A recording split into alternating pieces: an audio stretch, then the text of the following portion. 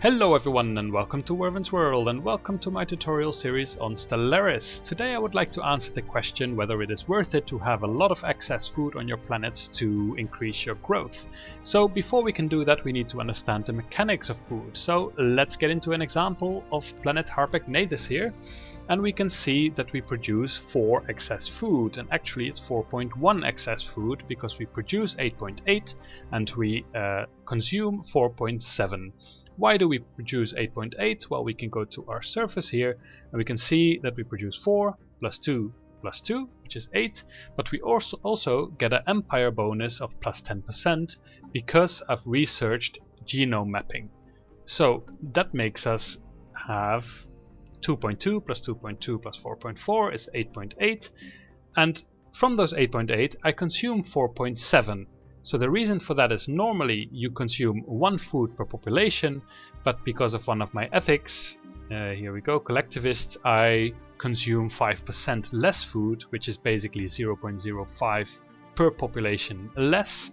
So on Harpegnathus I have 5 populations, so that means 0.25 less. So instead of consuming 5 food, I consume 4.75, which in this case is rounded to 4.7. Alright, now that we don't know those mechanics, let's see what this 4.1 food actually does for us. We can go here, we can see a population growing, and you should hover over this little bar here, and then you get some extra information. Basically it says how much food we need in order to grow this population, and that's 47.1. And the reason for that is that it's the base of 25, then this is increased by the number of existing population you already have, so the more individuals you have on your planet, the more you will need for the next one. And then you get a habitability penalty, because my planet only has a habitability of 80%, I get a 20%, 100 minus 80, penalty on my growth. So that means I need a food of 47.1. However, we just calculated that I get 4.1 food every month.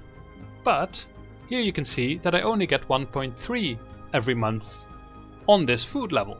Why is that? Well, that's because of the mechanics of the game. Basically, they don't give you all the food towards growth. There is a formula which is basically that you take the amount of food you have, which is 4.1 in my case, you subtract 1, which is 3.1, you divide it by 10, which is 0.3, and then you add 1, which is 1.3. And as you can see here, we have 1.3 per month.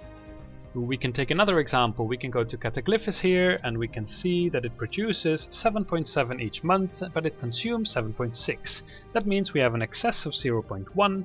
We can fill that into the formula, which is 0.1 minus 1 is minus 0.9.